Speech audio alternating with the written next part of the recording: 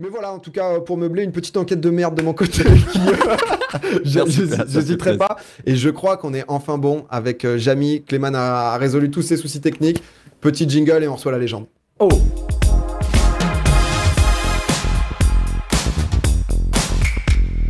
Et sur cette fin d'émission, c'est une légende que tout le monde, toutes les générations connaissent. C'est quand même, justement, il a fait C'est pas sorcier. C'est pas sorcier, c'est plus de 550 épisodes. De 1993 à 2014, plus de 20 ans quand même. Il y a eu aussi beaucoup d'autres projets, notamment Le Monde de Jamy.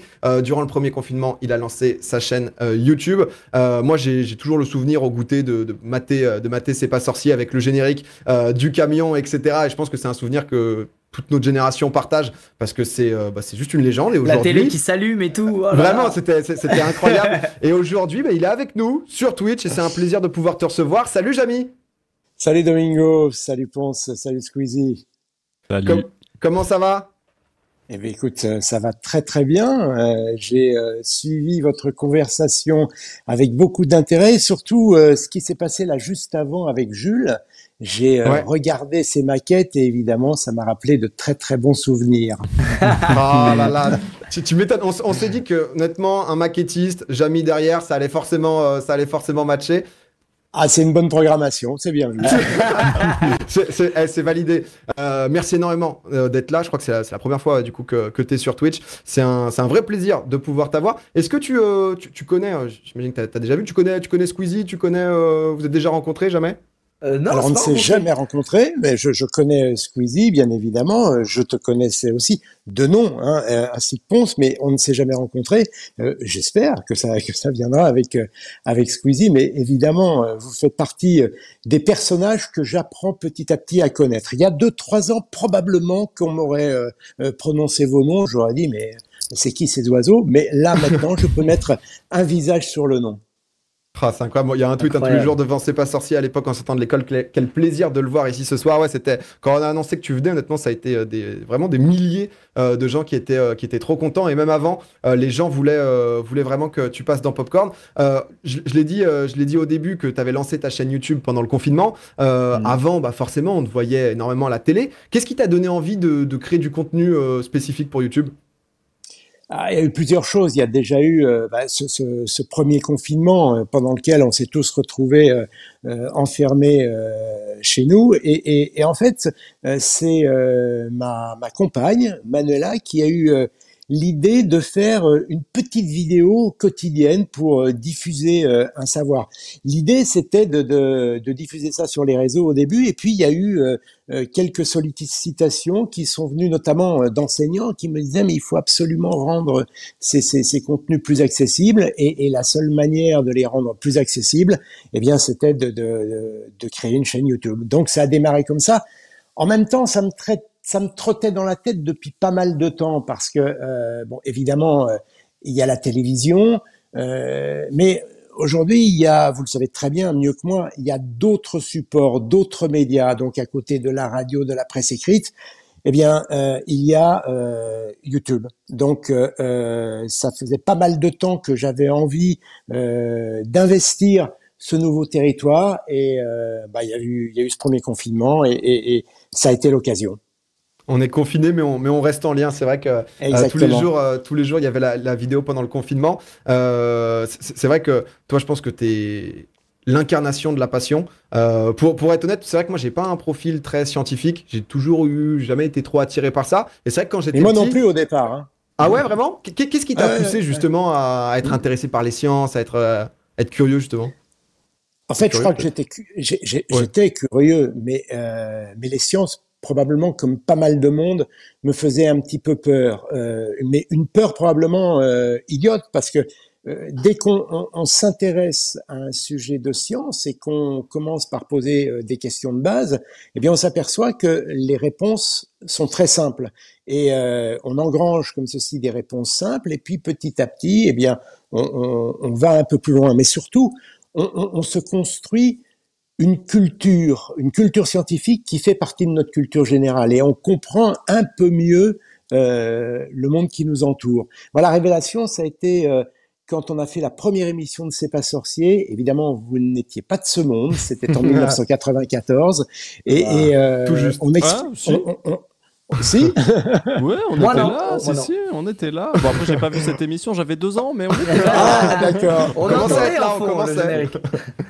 Ah, mais je ne connaissais pas ton âge, c'est pour ça. Voilà, mais il m'a semblé que Squeezie, toi, Moi, j'étais t'es pas né là. en 96, c'est ça? C'est ça. Ouais, tout à Voilà. fait. Donc voilà, donc t'étais pas là. Et quand on a fait cette première émission, c'était sur le son, et je ne savais pas ce qu'était le son. Et je rencontrais des ingé-sons, je leur posais des questions, ils me parlaient, ils me montraient des oscilloscopes, tout un tas de matériel, mais je me disais ok, mais c'est quoi, ça ressemble à quoi? Et puis un jour, j'ai rencontré en préparant cette émission un ingénieur à l'IRCAM qui m'a emmené dans une salle et il y avait 2 timbales, 2 instruments. Il a déposé des petites billes de polystyrène sur l'un des instruments et puis il a frappé sur l'autre. Et là, j'ai vu les billes de polystyrène bouger sur la deuxième timbale. Et il m'a dit, bah, tu vois, le son, c'est ça. Quand je tape sur une première timbale, je crée une vibration d'air, c'est-à-dire que les molécules qui constituent l'air, eh bien, elles sont compressées, puis elles se détendent. Et ça, ce mouvement se propage de proche en proche jusqu'à la deuxième timbale qui vibre à son tour et qui fait sautiller les billes de polystyrène. Et là, d'un seul coup, je me suis dit, c'est extraordinaire parce que il y a un quart d'heure, je ne savais pas ce qu'était le son, je n'imaginais pas, je ne le conceptualisais pas.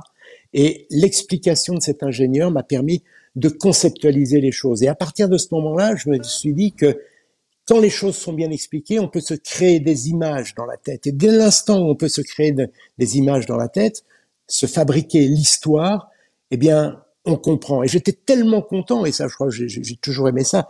J'aime apprendre, mais j'aime aussi transmettre. Et cette petite expérience que j'ai vécue a sûrement été le déclic. Et depuis, eh bien, j'ai toujours eu envie de comprendre ce que je ne voyais pas, ce que je ne comprenais pas a priori. Ah, Voilà. tu m'as emmené. Tu m'as Ouais, transporté. ça m'a emmené loin, les gars. Il faut une version d'1 heure là de ça. Je suis en balade, c'est fantastique. Non, mais c'est vrai que t'as cette, c'est fou à quel point t'expliques bien les choses et tu le disais, cette passion du savoir. Est-ce que toi, tu continues à beaucoup apprendre au quotidien? Toujours. Justement, il y a encore Toujours, beaucoup toujours. de sujets justement parce que c'est vrai qu'on a l'impression que t'as le savoir absolu, je t'avoue. Mais non, mais parce Est-ce que qu'il y a un truc que tu sais pas? En Ouais, gros, c'est ça. mais il y a plein de trucs que je sais pas. Et si je continue, c'est bien sûr parce que je ne sais pas. Rien ne m'intéresse plus que les sujets que je n'ai pas encore traités. Moi, je m'épanouis quand je fais une recherche sur un sujet et que je découvre quelque chose que je ne savais pas. Et là, c'est l'extase parce que j'ai appris un truc. Et je me dis comment je vais pouvoir le raconter maintenant. Et il y a une mise en forme. Donc, mais la première, je dirais que c'est la pédagogie, la transmission, c'est un double effet qui se coule. Le premier effet, c'est quand j'apprends, et là je prends du plaisir. Et le deuxième effet, c'est quand je réussis à trouver les bonnes formules pour transmettre à la fois de la connaissance, mais aussi transmettre le plaisir que moi j'ai eu à apprendre. Et à comprendre aussi, non? Peut-être. Et à Parce que quand comprendre, bien sûr, ouais, quand comprendre tu comprends d'abord. un truc, Évidemment. l'expliquer, c'est très Ouais. satisfaisant, effectivement. Ouais. Quand Moi, je je dis, trouve ça quand je dis- fort. Excuse-moi, pardon, j'ai coupé, excuse-moi. non, parce que quand je dis apprendre, c'est évidemment comprendre, tu vois, mais je crois que dès lors qu'on a compris quelque chose, ça y est, c'est acquis Oui. et ça reste. Enfin, il en reste toujours des bribes. Mais c'est fort moi, je trouve ça impressionnant comme sur un sujet où tu n'y connais rien, la capacité avec laquelle, enfin, comment tu apprends vite, comment tu documentes bien et avec justesse, comment tu répètes pas des bêtises derrière et comment surtout tu arrives à retranscrire ça en un truc plus accessible et vachement ludique. C'est pas facile en fait, c'est même très difficile. C'est pas simple. Tu vois, ce matin, je travaillais encore sur donc ces nouveaux programmes qu'on va voir sur la chaîne Les Épicurieux, hein, puisque c'est le nom de cette nouvelle marque. Eh bien, je pars d'une première ébauche de texte et puis je l'écris, je le réécris et souvent je me dis ah non, il y a un truc qui va pas et puis je peux refaire encore aujourd'hui 3-4 fois un texte, un agencement d'idées pour que ça devienne plus intéressant pour celui qui va regarder ou qui va lire.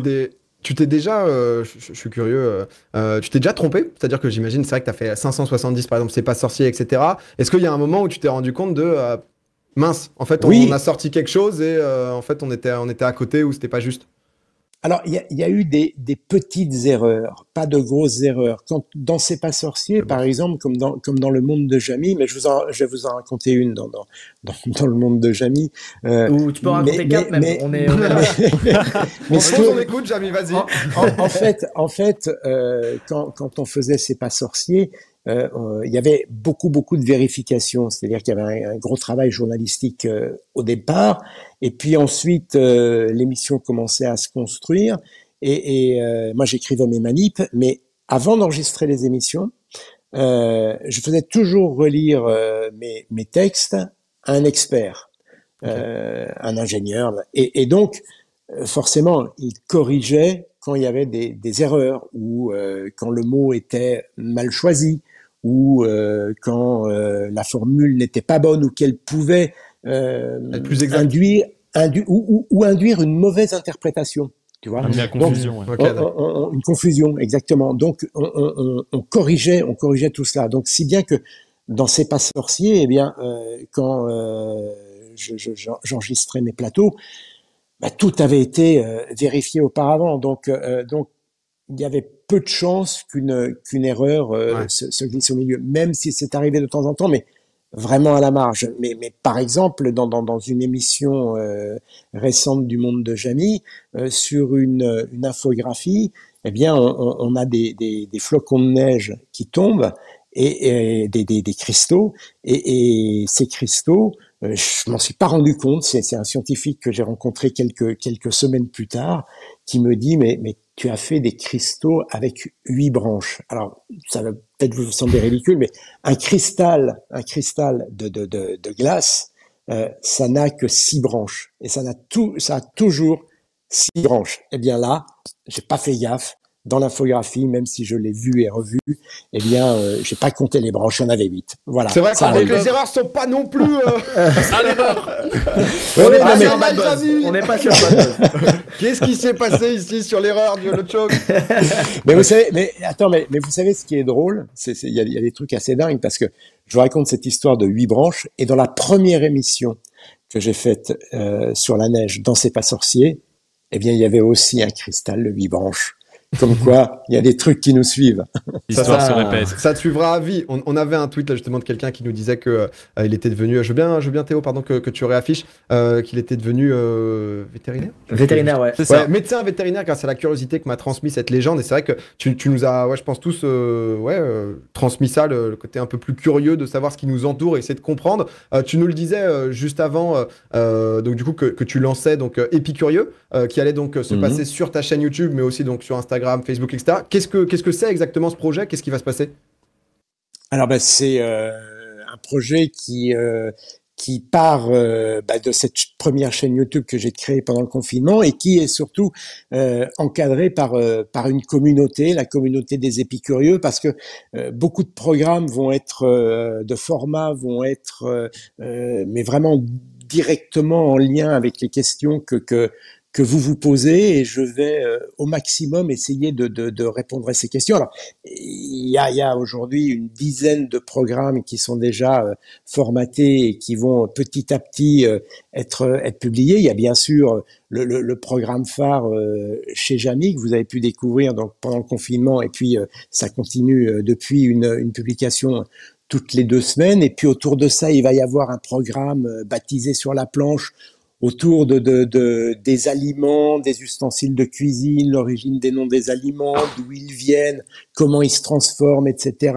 Il y a une FAQ qui s'appelle Dit Jamie. Il y a pourquoi on dit. Ça, c'est un format autour de l'origine des expressions.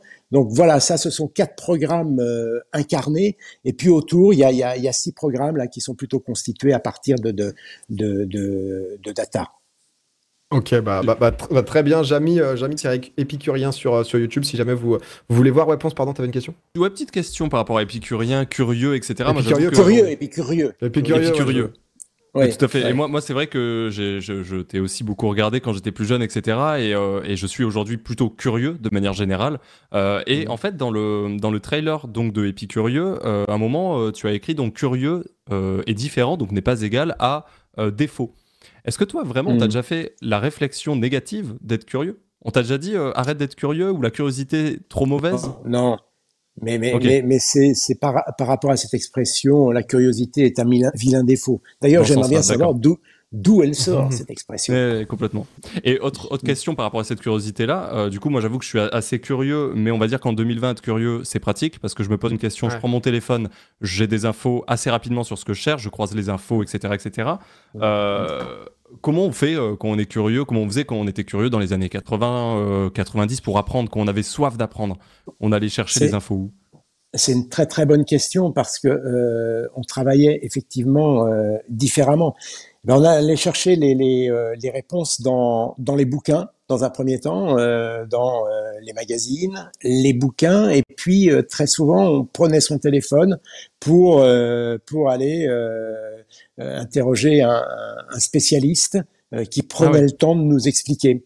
Quand je vous parlais du son tout à l'heure, la première émission, 1994, faut imaginer que nos émissions jusqu'en 1998, on les fabrique sans Internet. Donc tout se passe uniquement avec des bouquins et avec une série de contacts que nous avons et au téléphone. C'est le seul moyen, ou des rencontres, c'est le seul moyen d'aller chercher des infos et puis de les vérifier. Donc c'était Ouais, ouais. beaucoup plus long, même si aujourd'hui, attention, hein, c'est pas parce on a tous ces moyens à notre disposition, même si aujourd'hui, eh bien, on vérifie toujours. Hein, pendant le confinement, là, quand je faisais mes capsules là de déconfiné, eh bien, il m'est arrivé à de multiples reprises d'appeler des experts, des scientifiques que je connais pour vérifier telle ou telle chose, bien m'assurer que Ouais. je racontais pas une bêtise. C'est ce que j'allais dire, c'est que maintenant il y a une autre difficulté, c'est qu'il y a une abondance d'informations. À Ouais. l'inverse, il y a beaucoup d'infos partout tout le temps. Et du Complètement, coup, complètement. ça doit être très dur de filtrer tout ça et de s'assurer de donner les bonnes infos avec les bons mots pour pas qu'il y ait d'interprétation et tout. C'est peut-être. Est-ce que c'est plus dur maintenant ou est-ce que c'est juste différent? C'est intéressant, je trouve. Non, c'est différent. En fait, c'est pas, on va pas dire que c'est moins dur. C'est différent parce que tu as entièrement raison. On croule sous les informations. Donc, ça veut dire que on doit peut-être plus qu'avant se poser les bonnes questions. C'est-à-dire construire son raisonnement, savoir où aller chercher. Parce que quand tu fais une requête sur Internet, ben, t'as des milliers d'occurrences Ouais. Ouais. qui arrivent. Donc, il faut savoir où aller chercher. Je dirais que ce qui est intéressant avec Internet, c'est que ça permet de déblayer les choses plus rapidement. On déblaye, on croise, et puis quand on est à peu près sûr de ce que l'on a, eh bien, on peut commencer à bâtir. Alors, les vérifier.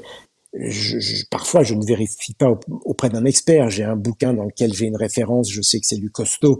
Je m'arrête là. Mais Ouais. parfois, il faut aller un peu plus loin. Mais voilà, Quand il y a un petit Internet doute. permet vraiment de dégrossir, de bien dégrossir le travail. Et puis aussi, parfois sur Internet, on trouve des publications qui sont très très sérieuses parce qu'elles sont publiées par des scientifiques qui ont mis en ligne des publications qui sont déjà qui sont déjà reconnues. Donc bon, ça facilite aussi la tâche. L'accès à l'information est plus facile. Clairement, il y avait une question, parce que les gens t'ont posé des questions sur Twitter, justement, on en a sélectionné une ou deux. Justement, c'est Clem, ça rejoint un peu ce qui était dit, qui demandait en fait, est-ce qu'il y a un sujet qu'il aurait aimé aborder, mais que tu n'as jamais pu, quoi. Par manque de moyens, par justement manque de documentation. Est-ce qu'il y a un truc où tu t'es dit, ah, j'adorerais pouvoir parler de ça, mais il me manque encore des éléments? Alors, il y a des sujets qui sont plus difficiles que d'autres à aborder. Quand on faisait C'est pas sorcier, faire une émission sur Mars, c'était un peu plus compliqué, plus pour Fred que pour moi. Voilà. Oui, effectivement, c'est difficile d'aller Après, poser les questions. après, il y a des sujets sur la matière, notamment, qui sont assez complexes parce que plus on plonge dans la matière, plus à un moment donné, je vous disais tout à l'heure que ce qui était important, c'était de conceptualiser, de se faire des images. Et il y a un moment, quand on plonge dans l'infiniment petit, eh bien, les lois de la physique commencent à changer. Pour la physique Et quantique. là, exactement. Et là, on a du mal à conceptualiser les choses, à se faire le film. J'avoue que là, ce sont des sujets qui sont plus complexe. Ah, Et plus dur à vulgariser en plus derrière, je suppose. Plus dur à vulgariser parce que, vous le savez, quand on vulgarise, on compare souvent les choses, on fait des références, on dit c'est un peu comme, ou ça ressemble à. Sauf que là, quand on arrive à la physique quantique, eh bien, on n'a plus d'outils pour comparer. Il n'y a plus les maquettes de Jamy. Ça devient plus complexe. Voilà. Ah, ok. Pardon, je crois que tu avais une question, Ponce, non? Je me demandais juste si tu avais déjà traité ou non, Jamy, justement de la physique quantique, de l'infiniment petit ou autre, ou pas spécialement. Eh ben justement, je ne suis pas allé jusqu'à la physique quantique. Voilà. Mais j'ai pas loin de moi là, un petit bouquin sur le sujet. Et voilà, je ne désespère pas. Mais il faut jamais. Ça va y aller. Et c'est intéressant. Il y a d'autres sujets comme la physique quantique que tu gardes pour toi, ou tu n'as pas envie de t'aventurer à mettre tout un système en place pour essayer de faire comprendre ça à d'autres. Est-ce qu'il y a des trucs que tu te gardes pour toi qui sont un peu trop complexes et qui te passionnent? Non.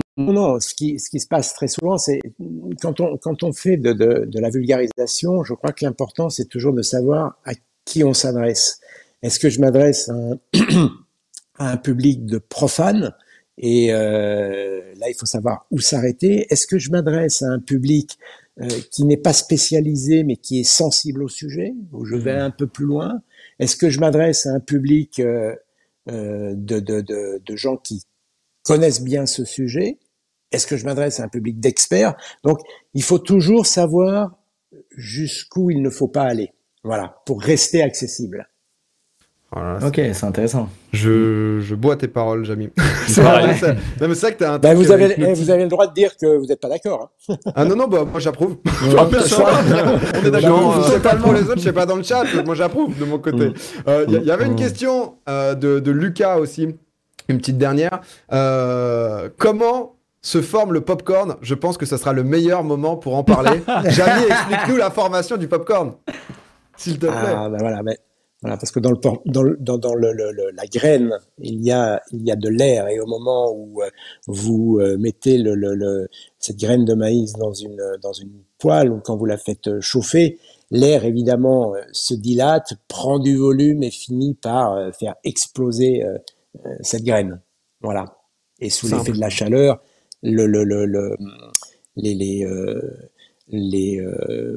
j'ai oublié le nom, vous voyez, voilà, le sucre qu'il y a à l'intérieur. Pas piéger, non, mais ça va me revenir.